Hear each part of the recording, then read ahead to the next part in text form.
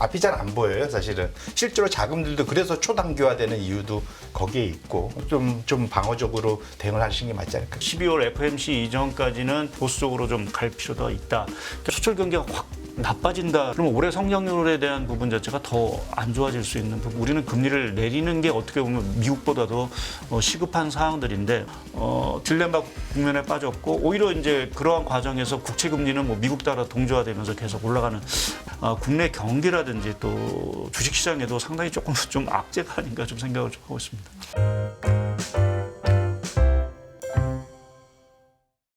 이 두 분과 함께 또 얘기를 나눠본 뒤에 마지막 부분에는 유사남님 연결 통해서 FOMC 리뷰까지 또 해보도록 하겠습니다. 바로 소개해드리죠. 하이투자증권 리서치센터의 박상현 전문위원, 한화자산운용의 송재균 전무 나와 계십니다. 안녕하십니까? 네, 안녕하세요. 보셨어요? 네, 봤습니다. 보셨습니까? 예. 피곤하시겠습니다. 여기도 밤새 고생하시던데. 여기 스태프분들도 진짜 많이 고생을 진짜 하고 계시죠. 그래서 이게 바로 증거잖아요. 미국의 기준금리 결정, FOMC를 생중계를 하고 많은 시청자분들께서 그걸 보시고 이거 자체가 세계적으로 이제 금리에 대한 관심, 민감도가 지속되고 있다는 건데 단도직입적으로 오늘은 어떻게 보셨습니까? 뭐 헤드라인이 잘 빠진 것 같습니다. 네. 허키시 스킵, 예, 그러니까 매파적 건너뛰기. 네, 그래서 이게 이제 포우즈냐 스킵이냐 갖고 한동안 또 저희가 논란을 상반기에 좀 했었던 것 같습니다. 네. 그러니까 일시 정지하면 쭉 갈 것 같은 느낌. 근데 스킵은 올려야 됐었는데 잠깐 멈춘 거. 그래서 지금 어쨌든 그 연준이 전달하고자 했던 것은 한 번 더 올릴 가능성에 대해서 충분히 이번에는 쉬지만 이거는 돌아가는 거고 잠시 넘어가는 거고 다음번에 얼마든지 한 번 더 올릴 수 있다라는 그러한 그 자신들의 메시지, 의도 뭐 이런 것들을 충분히 전달을 한 거고 그것이 이제 시장이 반응한 것 같고요. 뭐 이따 얘기하겠지만 전도표상에서 올해도 뭐 당연히지만 내년도에 대해서 상당히 좀 더 긴축적인 매파적인 그러한 움직임, 변화 이런 것들을 감지하면서 시장에서도 결국 그것을 반영해서 금리는 오르고 달러는 강세를 가고 그것 때문에 일부 이제 유가는 또 하락을 하고 이런 반응들이 나타난 그런 이제 압축된 어제 밤이었지 않느냐 그렇게 생각합니다. 그 연준 의장의 발언 이후에 시장은 좀 움직였지만 어쨌든 그 발언의 톤에 대해서 항상 뭐 매파다, 비둘기다, 중립이다 이렇게 얘기가 많은데 이번에도 좀 분분한 것 같아요. 짧게 매파였는지 중립이었는지 어떻게 보십니까? 저는 발언은 매파라고 생각합니다. 매파였다. 네. 좋습니다. 네, 상무님 어떻게 보셨습니까? 전반적으로 뭐 FOMC. 저도 비슷한 의견이고요. 네. 뭐 동결은 다들 예상하셨고.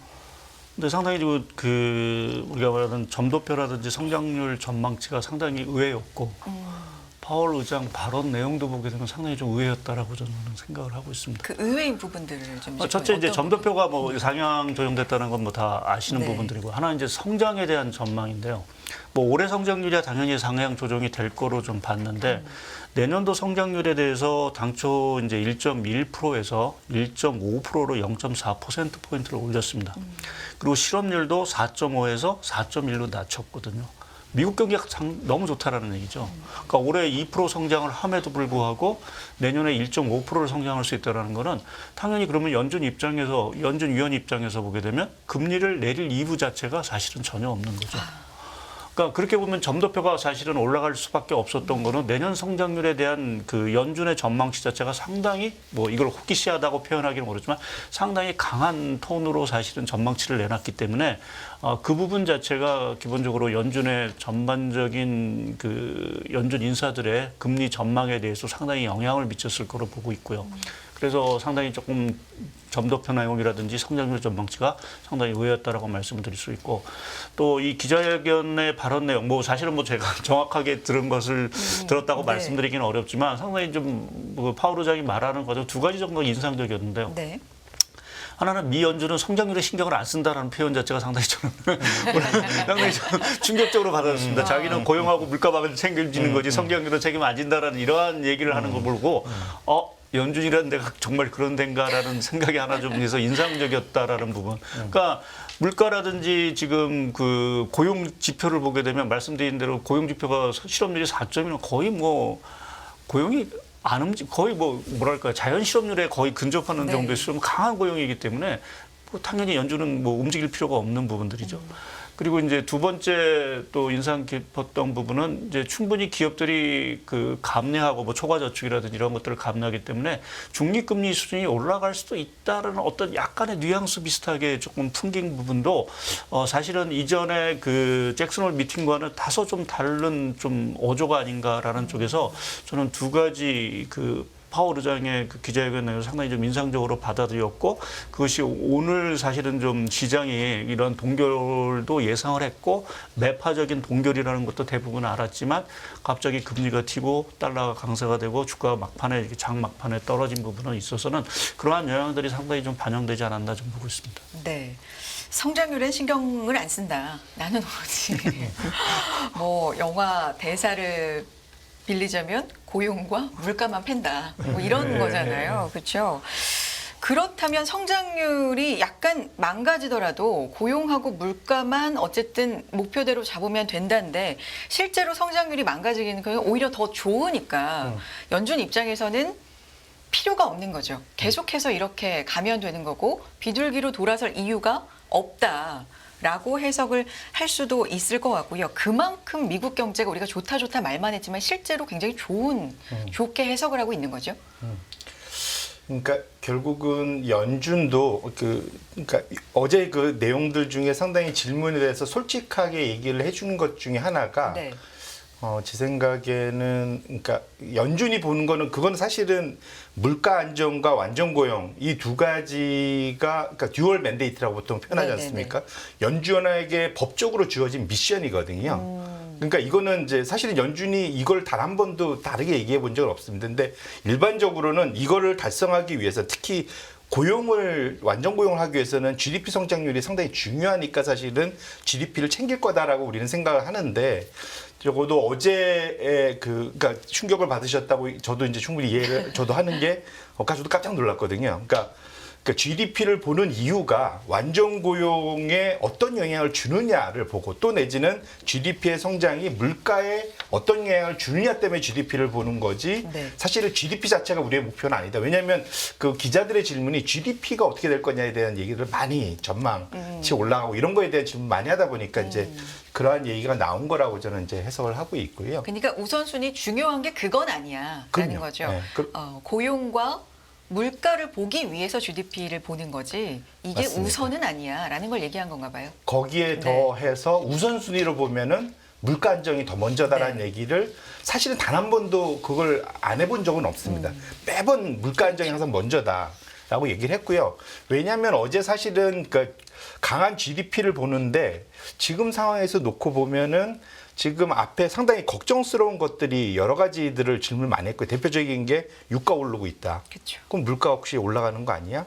그다음에 두 번째로는 지금 파업, 지금 자동차 파업 미국에서 시작됐지 않았습니까? 역대급으로 지금 되게 강한 파업이거든요. 이게 얼마나 오래 갈지 알 수 없습니다. 그다음에 이제 세 번째로는 지금 정부 셧다운 또 가능성이 높아지고 있어요. 이런 것이 이제 네. 결국은 GDP 성장에 악영향을 미칠 수 있고 물가도 높일 수 있고 결과론적으로는 이제 고용에도 영향을 미칠 수 있는데 이걸 감안해서 당신 내가 어떡할 거야 물어봤더니 이제 그 GDP를 우리 신경 안 써라고 이제 대답을 한 거거든요. 네. 그래서 그렇게 놓고 보신다면 지금 상황은 모든 것들의 우선순위는 물가 안정이고 그렇기 때문에 매파적인 그러한 태도를 계속적으로 전달하고 싶어하는 사실은 나머지 두 번의 금리를 올릴지 안 올릴지 알 수 없습니다. 맞습니다. 하지만 적어도 그런 가능성을 열어두고 시장이 거기에 대해서 너무 마음 푸근하게 하고 자체적인 소위 심리적 양적 완화를 하지 못하게 하려는 사실은 그러한 의도가 충분히 지난 밤 동안 이루어진 그러한 작업이지 않느냐, 소위 연준의 그런 작업이지 않느냐 이렇게 해석을 해야 될 것 같습니다. 긴장감이라고 할까요? 그러니까 너무 편안하게 두는 거를 좀 긴장감을 적당히 주는 뭐 그런 해석해 볼 수 있습니까? 위원님? 네, 뭐 일단 기대 인플레이션 자체를 계속 조금은 잡아두고 싶은 생각이 분명히 강한 것 같고요. 뭐 그래서 뭐 다들 이번에 이제 동결이 됐고 사실 또 오늘 결정도 사실은 좀 하나 의외였던 게 사실 또 만장일치였거든요. 맞습니다. 사실은 뭐 연준 내 지금 최근에 이제 그 브레이크아웃 이전에 연준 인사들의 발언을 보게 되면 저는 이번에 좀 갈리지 않을까라는 좀 생각을 했는데 또 이것도 사실은 만장일치가 나왔다라는 부분도 조금 의외인 부분들이 있고 그래서 그런 거를 보고 시장이 이제 금리 인상 사이클이 이제 끝난 거야라는 어떤 좀 뭐 안도감, 뭐 말씀하시는 어떤 그러한 심리적인 양적 완화 뭐 이러한 것들을 좀 경계하는 부분들이 조금 분명히 있다라고 좀 봐야 될 것 같고요. 또 지금 최근에 여하튼 뭐 고유가 얘기도 했지만 뭐 오늘 뭐 이렇게 유가에 대한 부분을 이렇게 강조한 부분들은 아닌 것 같지만 물가 자체가 사실은 그렇게 지금 예상보다 경로 자체가 그렇게 나이스한 어떤 지금 둔화 경로는 아닌 거로 좀 보고 있고 또 고용 시장도 지금 뭐 오늘 실업률도 그렇지만 상당히 여전히 좀 타이트한 모습들이 네. 분명히 있어서 그렇게 보면 물가 잡는데 상당히 좀 어려움이 있다라는 부분이 조금 오늘 파월 의장의 뭐 발언들을 종합해 보면 있지 않을까라는 좀 생각을 좀 하고 있는데요. 근데 조금 이러한 것들이 이제 궁극적으로 좀 가장 우려되는 거는 뭐 연준이 그래서 뭐 11월 달에 금리를 인상을 하든 안 하든 이것이 문제가 아니라 이제 국채 금리 자체가 안 빠진다라는 거죠. 오늘도 이제 그 FOMC 결과 나오고 뭐 성명서 나오고 나는 금리 10년물 국채 금리가 조금 하락을 하다가 결국 이제 종가는 다시 이제 맞습니다. 올라가는 네. 흐름을 보였는데 특히 이제 내년까지 뭐 지금 연준의 성장률 전망 또 물가 전망 뭐 실업률 전망을 기초로 해보면 내년 상반기까지 금리 인하할 가능성은 이 전망이 맞다라고 하면은 가능성은 거의 제로에 가깝다라고 좀 봐야 될 것 같고요. 그럼 동결 분위 자체가 상당히 이렇게 이어진다라는 부분 자체는 국채 금리 자체가 이제 결국은 잘 안 빠지는. 그래서 뭐 추가적으로 올라가는 부분은 뭐 그렇게 강하지 않다 하더라도 4% 초반대의 흐름 자체가 계속 유지되는 부분 자체는 시장에 상당히 긴장감을 좀 줄 수 있는 부분들이고요. 그것이 뭐 물가에는 뭐 기여를 할 수 있는 부분. 왜냐하면 이제 최근에도 그렇지만 미국의 주택 경기 이런 것들이 결국 보면 7월, 8월에 들어오면서 상당히 조금 급속히 냉각되는 분위기가 있거든요. 그래서 그것이 뭐 주택 가격이라든지 이러한 자산 가격 자체에 상당히 이제 좀 하락을 하면서 물가에도 이제 긍정적인 영향을 좀 미칠 거로 좀 보고 있습니다. 그래서 오늘 내용 자체가 전체적으로 물가 흐름에는 뭐 긍정적인 영향을 좀 미치지 않을까라는 쪽도 그것을 파월 의장이 뭐 바랬는지 안 바랬는지 모르겠지만 그러한 것들이 상당 부분 뭐 오늘 기자회견에 녹아 있는 또 그러한 부분에서 긴장감을 주지 않았나 좀 생각을 하고 있습니다.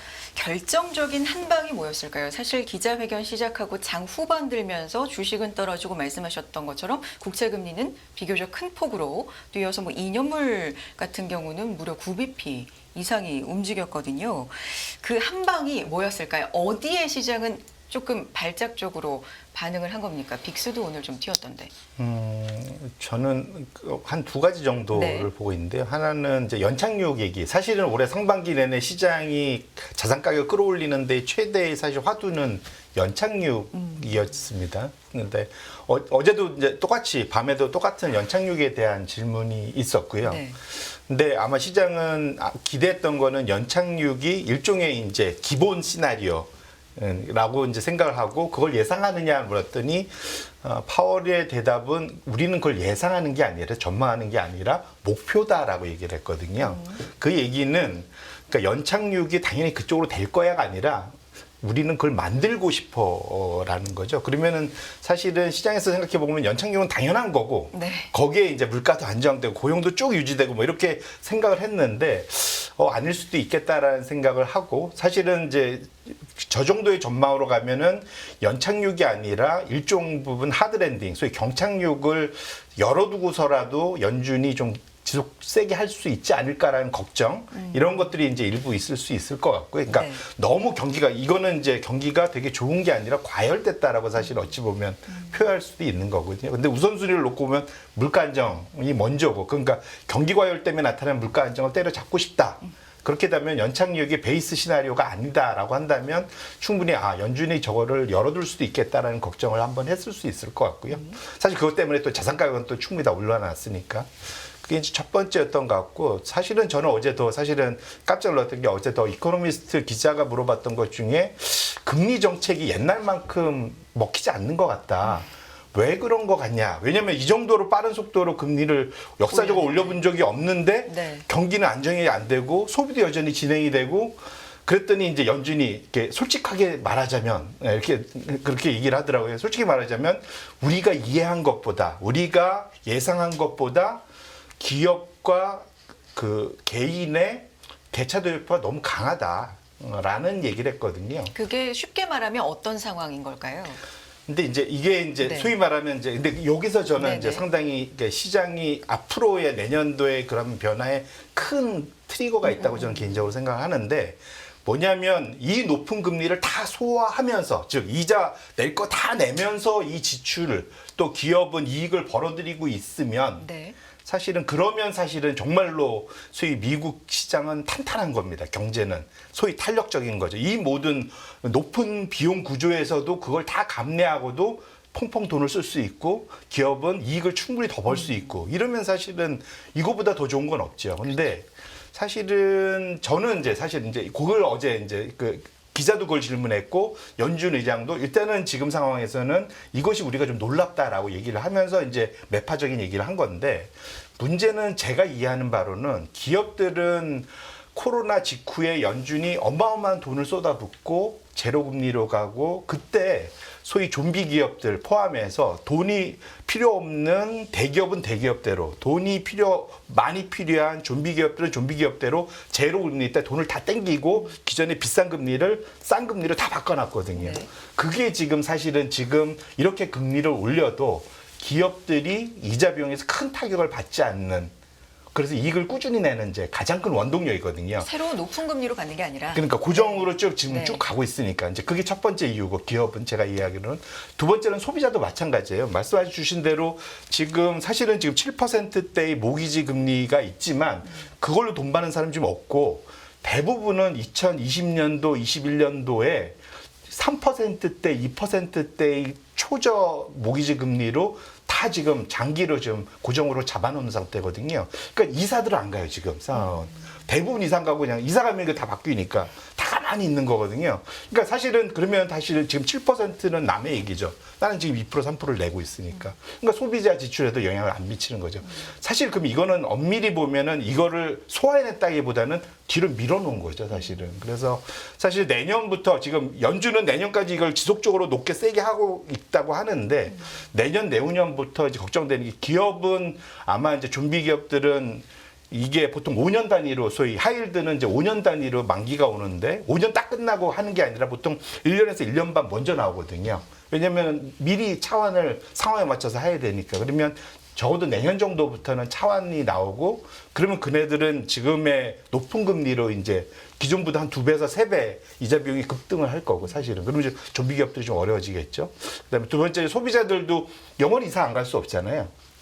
이사가 가야 되고 이사를 안 가면 당장 문제가 뭐냐면 보니까 미국은 이사를 안 가니까 지금 벌어지는 일들이 집안의 가구도 바꿔야 되고 이사를 가면 가구 바꾸고 가전 바꾸고 거기에 맞춰서 이제 여러 가지 일들이 벌어지는데 그렇죠. 그게 완전히 지금 엄청나게 지금 다운되고 있다라는 거죠. 그것만 해도 사실은 미국 경제에 상당히 이제 다운 효과가 있는 거죠. 그래서 지금 상황이 내년으로 가면 오히려 지금은 너무너무 좋아 보이지만 이것이 역으로는 이제 안정적인 연착륙이 아니라 급격한 하강 가능성도 사실은 있다. 왜냐하면 여기서 연준이 거기에 맞춰서 이렇게 살살살 내릴 수가 있겠느냐에 대해서 네. 지켜봐야 됐거든요. 그래서 사실은 어제 그런 것들이 좀 시장에 그래서 사실은 그 주가는 빠지고 금리 오르고 이런 것들에 좀 상당히 좀 격한 반응들이 막판에 나타나는 것들이 일정 부분 그런 것들을 반영한 거 아닐까 그런 걱정을 해보고 있습니다. 좋습니다. 전문위원님의 생각도 좀 들어볼까요? 결정적인 한방 시장 타격에. 그 아주 네. 결정적인 한 방을 뭐라고 말씀드리기는 조금 애매한 부분인데 이제 제가 오늘 그 기자회견 내용을 뭐 다 들은 건 아니지만 뭐 최근 근래에 들었던 기자회견에서 파월 의장이 상당히 뭔가 경기에 대한 자신감도 있는 것 같고 뭐 물가라든지 이런 것들을 상당히 안정을 시키겠다라는 좀 강한 의미의 어떤 얘기들을 좀 했지 않았나라는 생각을 하고 거기에 이제 결정적인 게 아까 말씀드린 대로 뭐 그게 중립금리가 될 수도 있고 이제 자연금리가 될 수도 있는 부분들인데 결국 이제 가계나 기업이 충분히 지금 이 금리를 이겨낼 수 있다. 충분히 여력이 있다라는 부분의 대목 자체가 기본적으로 연준 입장에서는 그렇게 되면 금리를 내릴 필요가 없다라는 의미로 해석이 된 부분이 일단은 저는 오늘 파월 의장에서 가장 좀 뭐 결정적이었다라고 하면 그 부분의 멘트가 가장 결정적이지 않았나라는 좀 생각을 좀 하고 있고요. 근데 뭐 그거를 떠나서 사실은 오늘 제가 뭐 파월 의장 회전 이전에 이제 이 전망치를 딱 보고 나서 조금 불안했습니다. 사실은 뭐 이게 연준의 전망이 꼭 맞는 건 아닙니다. 올해 뭐 사실은 6월 달말까지는 하더라도 올해 전망치를 1.0으로 했다가 그렇죠. 3개월 만에 2배로 올린 네. 어떤 그러한 상황들이어서 물론 우리가 이제 시간이 갈수록 이게 전망치 자체가 수정이 되긴 하지만 대부분의 경우가 내년에 성장률 자체가 미국의 성장률이 뭐 1% 또는 1%가 안 될 거다라고 다들 이제 생각을 했는데 연준만 유독 1.5%라는 성장률 자체를 제시를 한 부분 자체는 오늘도 계속 그러한 얘기를 했지만 결국 연준 파월 의장이 경기에 대한 연착륙에 대한 자신감 자체가 상당 부분 깔려 있다. 그렇기 때문에 금리에 대한 어떤 추가적인 인상 또는 뭐 인상을 안 하더라도 상당 기간 동결을 유지할 수밖에 없는 충분한 근거가 있었다라는 것이 오늘 가장 좀 주목되는 부분으로 좀 봐야 될 것 같습니다. 네. 사실 이번에 동결을 뭐 예상한 거는 시장이 이미 90% 이상 계속해서 거의 뭐 확실시였는데 좀 충격적이었던 건 이 고금리로 오래 갈 거구나 뭐 이런 부분이잖아요. 내년도라든지 그 후년까지도 전망치가 좀 올라갔다는 거. 특히나 내년에 기준금리 중간값이 5.1%로 나왔습니다. 0.5%가 올랐고요. 그러니까 반드시 뭐 올린다라는 의미보단 어쨌든 오래 갈 거구나. 이런 인식은 좀 할 수밖에 없을 것 같은데요. 그리고 그 이유가 좀 포인트일 것 같은데 이 부분에 대해서 좀 들어볼게요. 그러니까 결국은 네. 어제 또 기자 질문 중에 금리가 이렇게 특히 채권 금리, 장기 금리 올라가는 거에 대해서 당신의 생각은 뭐요? 라고 이제 질문을 한 거죠. 기자가. 그랬더니 지금 상황에서는 일단은 그러니까 거기서 물가 때문만은 아니다. 이제 나 지금 물가 잘 잡고 있는데 물가 때문에 금리 오른다고 나한테 탓하지 마. 일단 제가 듣기로는 첫 번째는 그거였고요. 네. 파월 의장이. 지금 그 다음에 얘기한 게 두 가지였습니다. 하나는 텀 프리미엄이라고 해서 이전에는 장기로 들고 가는 거에 대해서 특별히 거기에 대해서 웃돈을 더 안 줬는데 한마디로. 왜냐면 2년 동안 들고 가는 금리하고 10년 동안 들고 가면 10년 동안 들고 가는 거는 앞으로도 어떻게 될지 모르니까 그 기간을 더 오래 들고 가는 것만큼에 대해서 웃돈을 더 얹어줘야 될 거지 않습니까? 그냥 상식적인 생각이잖아요. 근데 그게 지난 10년 동안 없어졌다가 요즘에 이제 그게 다시 살아나고 있다라는 이제 그거 하나. 그다음에 두 번째로 얘기한 거는 수급.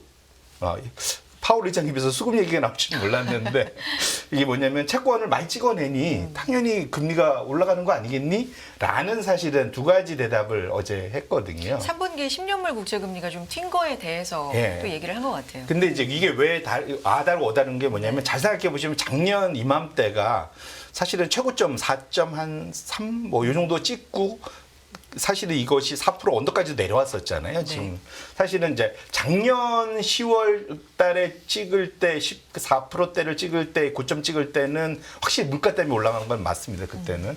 그리고 이제 사실은 뭐 침체 뭐 이런 얘기 나오면서 쭉 빠졌다가 이번에 지금 올라가는 거는 경제가 생각보다 좋아. 말씀 주신 대로 경제가 너무 단단해. 그러면 당연히 사실은 장기금리가 올라가야 되는 거잖아요. 그래서 금리가 사실은 거기에다 이제 수급도 세지니까 이제 이런 것들 때문에 사실은 금리가 올라가는 측면이 분명 있다고 봐야 될 것 같고요. 결국 그런 것 때문에 사실은 시장에서 그러면은 장기금리가 생각보다 오래 가겠구나라는 것들이 결국은 어제는 사실은 장 중에는 사실은 10년물 금리가 마이너스 하다가 갑자기 플러스로 확 튀었던 게 이제 그런 거다 봐야 될 것 같고요. 그다음 결국은 그렇게 되면 사실은 지금 상황에서는 원래는 이 스토리 때문에 원래 지금 이런 높은 금리에도 불구하고 최근 몇 개월 동안은 성장주가 꽤 좋았었습니다. 사실은 이 높은 금리에도 불구하고 밸류에이션 필요 없어. 성장이 좋잖아. 그러면서 사실은 성장주가 갔는데 최근에 들어와서는 이제 성장주가 다시 가치율 대비 이제 조금 떨어지는 이유는 이렇게 높은 금리가 지속되면 생각보다는 성장주가 좀 어려워질 수도 있겠구나. 이제 라는 식으로 이제 조금 상황이 바뀌고 있는. 그래서 어제 결국은 나스닥 같은 경우가 급격하게 마이너스로 돌아선 것이 그렇게 해석을 해야 될 것 같고요. 거꾸로 최근 한 달 사이에 금융주들을 생각보다 좀 많이들 갖고 오는 건 경제 상황이 이렇게 좋고 장단기 금리차 역전이 이제 어느 정도 회복이 되고 나면 대표적으로 이제 그 금융주한테는 이익이 좋아지는 구간으로 가는 거거든요. 그래서 사실 금융주를 사들이는 사실 이런 현상들이 이제 시장에서 해석으로 결국 주식시장의 섹터에서 나타난 또는 스타일, 그러니까 가치 성장에서 나타나는 것들은 이것이 이제 성장이 좋기 때문에 나타나는 금리 상승, 그럼 거기에 대한 반응, 그다음에 연준이 그거에 대한 대응 이런 것들을 감안했을 때 포트폴리오 교체들이 그런 측면에서는 좀 나타나고 있는 거 아닌가 이렇게 저는 해석을 해보겠습니다. 근데 사실 이 기술주의 상승이 올해 들어서 상당히 있었잖아요. 최근에 좀 조정이 있습니다만. 근데 그게 금리가 낮아서 오른 건 아니었잖아요. 계속 급격하게 올랐고 높았는데도 기술주는 상승을 한 거기 때문에 사실 오늘은 좀 충격이 있었습니다만 뭐 원래 높았잖아. 그런데도 잘 갔잖아. 이런 인식이 있을 수도 있는데 좀 차이가 있을 거라 보십니까? 오래 가는 건 또 다른 차원입니까? 어떻게 보십니까? 예, 뭐 금리에 대한 민감도가 작년 같은 경우는 이제 미국 금리 국채 금리 올라가면 기술적 계속 빠졌고 올해는 사실은 이제 같이 뭐 금리 올라가도 사실은 뻣뻣하게 올라간 부분에 있어서는 그 차이가 있는 것 같습니다. 작년 같은 경우는 이제 금리가 올라가면서 다 경기 침체 갈 거야, 수요 안 좋을 거야라는 부분이 이제 깔려 있는 부분들이었고요. 또 일부 사실은 뭐 수요가 좀 안 좋은 부분도 있었긴 했지만, 근데 올해 들어와서 사실은 이게 금리가 올라가는 과정 속에서 그래도 이제 기술주가 올라간 부분 자체는 뭐 침체 얘기는 나왔지만 실제 경기 돌아가는 것 자체는 펀더멘탈하게 보게 되면 상당히 좋았고. 또 거기에 뭐 AI 붐이라는 부분이 이제 연초부터 사실은 생긴 부분들이 있고 또 이제 미국 정부가 계속 추진하고 있는 뭐 리쇼일 정책이라든지 이러한 재정 정책의 효과 자체가 올해 상당 부분 기술주에 사실은 좀 반영이 됐다라고 좀 저는 보고 있고요.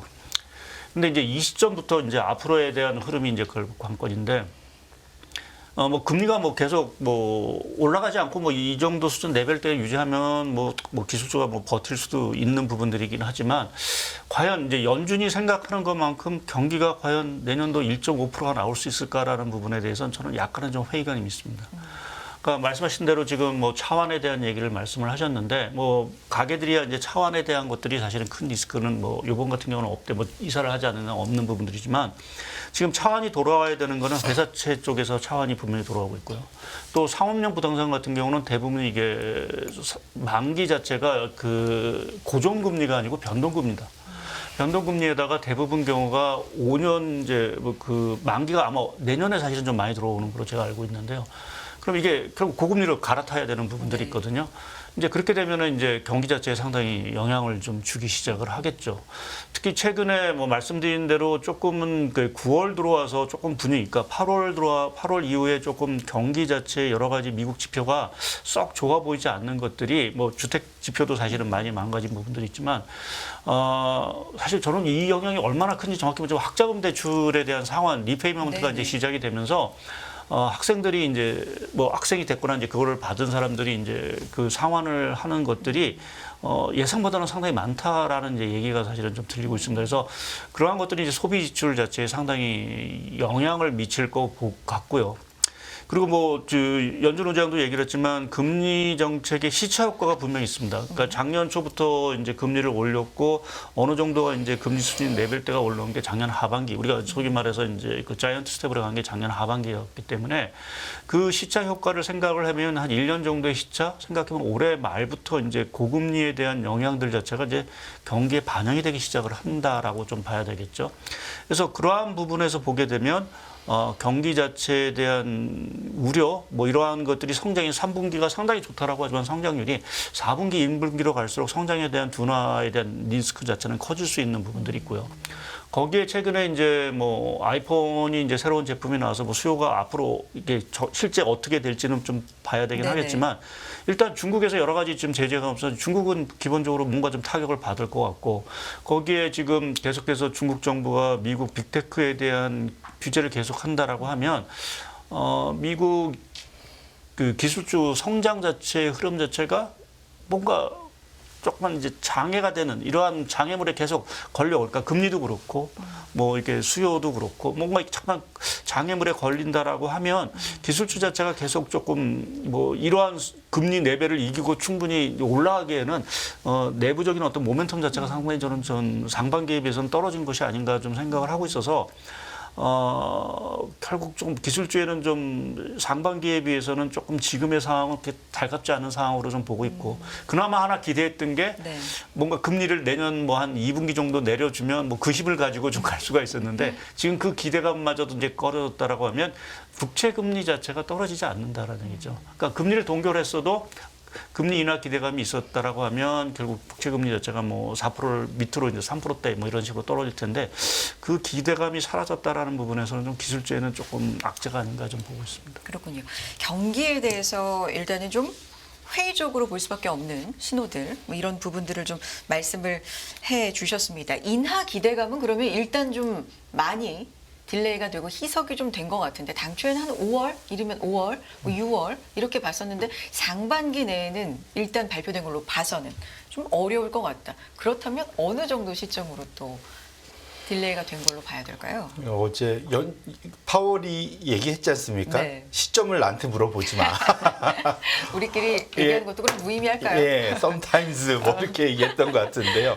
그러니까 결국은 타이밍, 그러니까 본인이 거기에 일단 묶이기 싫다라는 게 그거고 결국은 본인들도 냉정히 말하면 데이터 디펜드돼 있기 때문에 우리도 상황 보고 하겠다. 항상 강조하죠. 네, 네. 상황 보고 하겠다라는 거고 단 한 분도 사실은 알아서 그 소위 시장이 탁 보고 아 경기가 조금 약해질 것 같아 그러면 싹 내려주고 이렇기보다는 최근 한 20년간의 연준은 사실은 경기가 급격하게 위축될 때 사실 금리를 내렸었거든요. 단 한 번도 예외는 없었던 것 같습니다. 이제 거의 80년대 90년대 한 번 정도 그때 이제 미리 올리고 미리 내린 적 한 번 있었고 제 기억엔 그 외에는 대부분은 연준이 금리를 내린다 그러면 이미 이제 뭔가 그러니까 삐꺼덕 힘든 일이 한번 벌어졌기 때문에 이제 그런 일이 벌어지는 거거든요. 그러니까 대응을 뒤로 하는 거죠, 뒤늦게. 그래서 그렇게 놓고 본다면 그걸 우리가 이제 시장은 사실은 포트폴리오 구축은 다 그렇게 돼 있거든요. 말씀하신 대로 내년 이맘때 그러니까 성장주 잔뜩 싣고 기술주 들고 있는 이유는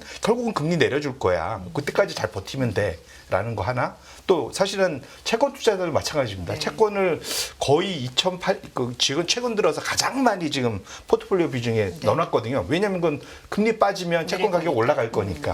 사실 이제 그러한 것으로 이미 포트폴리오 구축을 다 해놓고 거기에 맞춰서 지금 기대를 하고 있었는데 연준이 어제 사실 거기에 약간은 찬물을 끼얹은 셈이 된 거죠, 사실. 그래서 그렇게 놓고 본다면 지금은 너무 이제 어제 또 그런 얘기도 또 했습니다. 예측하는 사람들은 겸손해야 되고 겸손할 게 되게 많다, 뭐 이런 얘기를 파월이 했어요. 그러니까 우리는 사실은 그게 왜요? 연착륙 얘기하면서 그 얘기했거든요. 예측을 우리는 전망하지 않고 목표로 한다는 얘기도 사실 그 얘기입니다. 사실 그래서 그렇게 놓고 보신다면 포트폴리오 지금 운영하시는 우리 투자자들 입장에서는 연준도 우리가 앞을 알 수 없다고 그러는데 우리가 너무 이제 미리 앞서서 모든 걸 예측하고 가기에는 네. 여전히 좀 변곡점에 와 있는 거 아닌가라는 걱정을 충분히 해볼 수 있을 것 같습니다. 그런데 물론 시장은 이렇게 반응을 했고 말씀하신 부분들 다 이해가 됩니다만 몇 달 전만 해도 사실 경기 침체가 오느냐 쪽으로 굉장히 많이 걱정을 할 때 생각을 하면 일단은 경제 자체는 탄탄하다는 거니까 계속해서 지금 확인이 되고 있는 거고 심지어 GDP 성장률도 상향이 되고 막 이런 상황이다 보니까 그런 쪽으로는 좀 한숨 많이 놨다 이렇게 봐도 되는 거 아니겠습니까? 이런 의견은 없을까요? 어떠십니까? 근데 사실은 조금 이 성장의 그 상향 조정이라는 부분 자체가 특히 올해만 네. 보게 되면 사실은 좀 뒷북을 친 부분들이 좀 있다라고 좀 봐야 될 것 같고요. 그러니까 뭐 연초 뭐 연준도 그랬고 뭐 약간 뭐 이제 경기 침체에 대한 얘기를 하면서 올해 성장률 자체를 대부분 이제 많이 낮췄는데 갑자기 이제 뭐 3개월 만에 이렇게 배 이상 올리는 부분에 있어서는 사실은 이게 미래 부분을 갖다 썼다기보다는 사실 뭐 연준이 얘기한 데이터 디펜던트하게 나오는 데이터가 너무 좋으니까 그때 예, 그때 그냥 2.1로 사실은 지금 상향, 그러니까 3분기까지의 성장 자체가 워낙 지금 좋다 보니까 이거를 지금 상향 조정 안 할 수가 없는 상황들이어서 뭐 올해 성장률은 그렇게 올렸다라고 봐야 될 것 같고요. 이제 문제는 이제 주식 시장이라는 건 항상 뭐 뒤에 어떤 그런 성장률보다는 이제 앞으로 전개될 그렇죠. 성장률에 대한 관심일 텐데. 여하튼 성장률이 지금 2.1에서 뭐 1.5% 떨어지는 거니까요. 그렇게 보면 그것이 당연히 주식 시장에는 썩 좋은 시그널은 분명히 아니다라고. 뭐 그래도 뭐 0.1%라도 내년 성장률이 좋아진다라고 하면 사실은 저희가 뭔가 조금 안도를 하고 뭐 이렇게 할 텐데 사실은 0.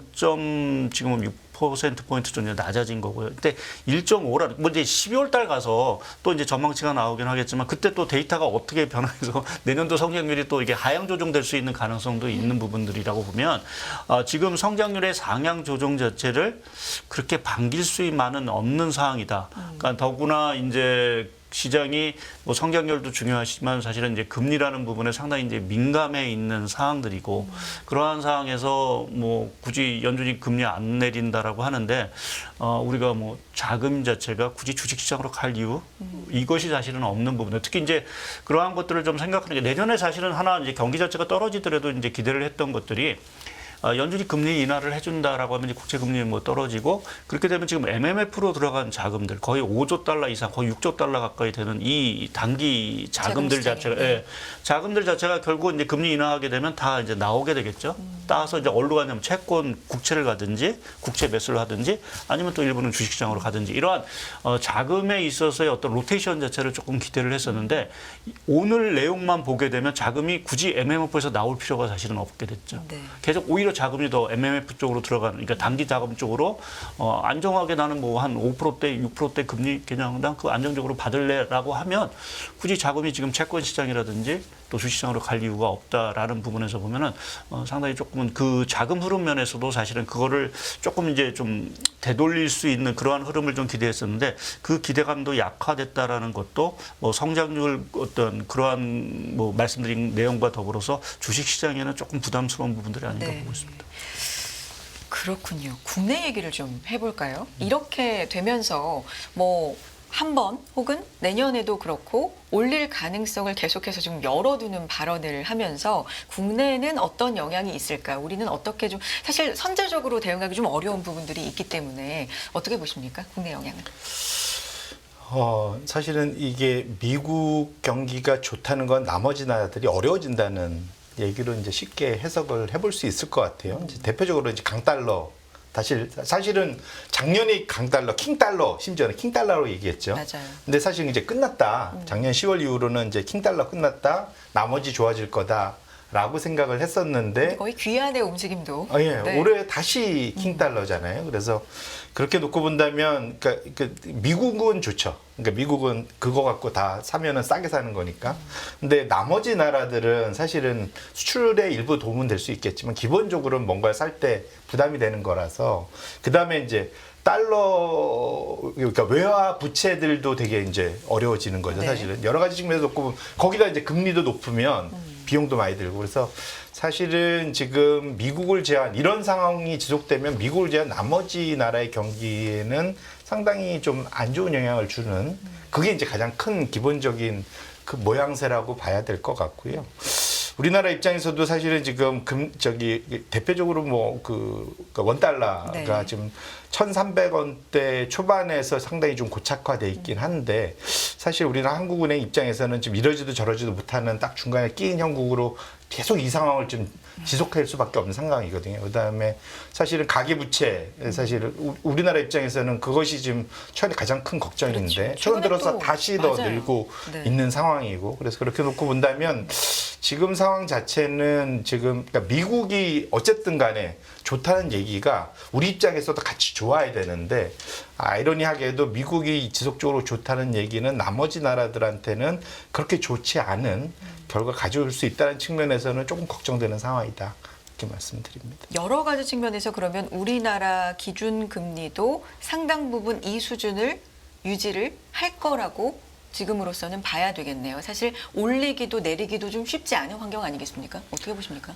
예, 국내 뭐 이런 말씀을 드려서 국내 상황은 더 어려워질 수밖에 없을 거로 좀 보고 있고 그러니까 말씀하신 대로 이제 우리나라 정책금리, 기준금리 자체도 올리지도 내리지 못하는 이러한 조금은 좀 뭐 딜레마 비슷하게 상황에 계속 갈 수밖에 없고요.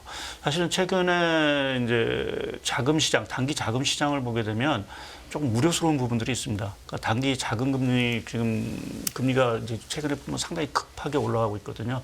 그러니까 그 원인 자체가 보게 되면 그 은행들이 이제 작년에 고금리로 발행했던 것들이 만기가 돌아오면서 그거를 결국 또 이제 차환을 해야 되는 그래서 은행 체제 발행 자체가 상당히 좀 많아진 상황들이고요. 이게 레고랜드 1년 맞아서 작년에 고금리로 연말 네. 때 발행한 게 많은 거죠? 네, 그러니까 작년에 또 금리도 네. 많이 있고 작년에 아직 기억을 하시겠지만 작년에 뭐 5%대, 6%대 예금 맞습니다. 상품들이 많아서 네. 그게 이제 1년 만기가 되면서 그거를 이제 계속 또 롤오버를 하는 이러한 과정에서 이제 은행채 발행 자체가 많아서 금리 자체가 많이 올라가는 상황들이고요. 또 지금 부동산 쪽에 PF 연체율 이런 것들도 사실은 좀 많이 올라가서 사실은 건설사라든지 일본에서는 좀 자금 조달이 쉽지 않은 이러한 상황으로 좀 가고 있습니다. 거기에 뭐 말씀하신 대로 지금 가계부채 같은 경우는 사실은 생각과는 다르게 지금 너무 빨리 오르고 있어서 뭐 이렇게 보면 이제 하는 입장에서는 오히려 이제 자금 시장이라든지 이러한 것들을 보게 되면 오히려 이제 금리를 내려줘야 되고 또 경기를 보게 돼도 지금 그 경기 상황이 그렇게 썩 좋은 우리나라는 뭐 당연한 유가 때문에 고유가 상황이 더 펼쳐지면 상당히 좀 안 좋아진 상황에다가 지금 중국 리스크 뭐 이러한 것들이 걸면서 수출 경기가 4분기에 어제 발표됐지만 수출 산업 전망 지수 자체가 제가 기억이 정확하지는 않은데 네네. 3분기에 105인가 109 원절이었는데 4분기가 90으로 떨어졌습니다. 그러니까 다시 기술선 이하로 확 떨어진 거죠. 그러니까 수출 경기가 확 나빠진다라는 이제 의미인 부분들에서 그러면 올해 성장률에 대한 부분 자체가 더 안 좋아질 수 있는 부분들이 상당히 커졌습니다. 그래서 그런 것들을 종합해 보면 우리는 금리를 내리는 게 어떻게 보면 미국보다도 시급한 사항들인데 뭐 말씀드린 대로 지금 이런 가계부채 문제라든지 또 미국의 그러한 그 기준금리의 어떤 고금리 유지라는 부분 자체는 우리로 하여금 금리 자체를 내리지 못하게 하는 뭐 아무래도 금리 내리면 또 뭐 정책금리 뭐 역전폭 확대 뭐 이러한 얘기들이 들어서 환율에도 또 부담스러운 부분들이 있어서 조금은 그러니까 국내 그 정책금리 흐름 자체가 상당히 조금 부담스러운 네. 딜레마 국면에 빠졌고 오히려 이제 그러한 과정에서 국채 금리는 뭐 미국 따라 동조화되면서 계속 올라가는 이러한 흐름으로 가기 때문에 국내 경기라든지 또 주식시장에도 상당히 조금 좀 악재가 아닌가 좀 생각을 좀 하고 있습니다. 그렇군요. 반도체가 언제 살아날지 뭐 이런 부분도 우려와 기대가 좀 교차하는 부분을 계속해서 지나는 것 같은데 이렇다 할 빛은 그렇게 보이지 않는 상황에서 또 우려사항을 말씀해 주셨는데 자, 두 분 정리하겠습니다. 그래서 오늘 FOMC 쭉 보시면서 앞으로의 시장에서는 이런 관점으로 좀 봐야 되겠다. 결론을 좀 요약해 주신다면요. 결론은 이제 연준도 계속 얘기했지만 네. 지금 소위 이제 최종 목적지에 가까울수록 속도를 줄인다. 계속 그 얘기하고 있지 않습니까? 그리고 아까 말씀 주신 대로 앞이 잘 안 보여요, 사실은. 안개가 좀 더 계속 좀 자욱해지고 있는 상태입니다. 이러면 보통 우리 깜빡이 켜고 비상등 켜고 살살살 운전하잖아요. 천천히 가야죠. 예, 지금 상황은 전 그래야 될 때라고 보고 있고요. 실제로 자금들도 그래서 초단기화되는 이유도 거기에 있고, 근데 그건 저는 되게 스마트하다고 생각합니다. 그래서 지금 상황은 너무 공격적으로 하시면 안 되고, 지금 상황은 포트폴리오를 계속 그래서 저는 계속 말씀드리는 게 좀 방어적으로 구축을 하고 이 시장을 대응을 해야. 그래야지 좀 상대적으로는 덜 깨지고 오히려 이제 더 나아질 수 있는 기회를 가질 수 있다는 측면에서 계속 좀 방어적으로 대응을 하시는 게 맞지 않을까 그렇게 생각합니다. 알겠습니다. 위원님은요? 예, 뭐 오늘 좀 전체적으로 좀 부정적으로 좀 말씀을 좀 드린 것 같긴 한데요. 뭐 아무래도 그만큼 연준의 어떤 그 정책이라는 것이 여전히 좀 뭐 우리가 뭐 FOMC를 매일 지겹게 생각하지만 상당히 좀 중요했던 네. 부분들인 것 같고, 근데 다만 이제 연준 의장도 이제 얘기를 했듯이 데이터는 항상 또에 따라서 연준도 색깔을 계속해서 바꿔가고 있는 상황들이기 때문에 뭐 우리 뭐 투자하는 입장에서도 보게 되면 결국 미국이 나오는 데이터들 자체를 계속 뭐 주시를 할 수밖에 없는 부분들인 것 같고요. 다만 이제 12월 FOMC 이전까지는 뭐 말씀하신 대로 조금은 좀 보수적으로 좀 갈 필요가 있다. 결국 뭐 12월에 가서 다시 이제 연준의 어떤 전망이라든지 모든 것들이 또 뭐 금리 인하 기대감 자체가 다시 또 앞당겨질 수도 있는 부분들이어서 그러한 것들이 조금 확인되고 또 말씀드린 대로 국내 경기 상황을 조금 당분간 지켜볼 필요가 있을 것 같습니다. 그래서 당분간은 조금은 좀 지켜보는 관점에서 대응을 하셔야 될 것 같고, 결국 뭐 연준 의장이 지겹게 얘기하는 좀 데이터에 대한 그러한 것들에 대한 것들을 계속 좀 워치해 나가면서 투자 어떤 전략이라든지 이런 것들을 좀 유지를 하셔야 되는 게 좋을 것 같습니다. 특히 고용과 물가 데이터를 확실히 계속해서 잘 볼 필요가 있을 것 같네요. 자, 여기까지 함께하겠습니다. 하이투자증권 리서치센터 박상현 전문위원, 한화자산운용의 송재경 전무 두 분 함께했습니다. 고맙습니다. 네, 고맙습니다.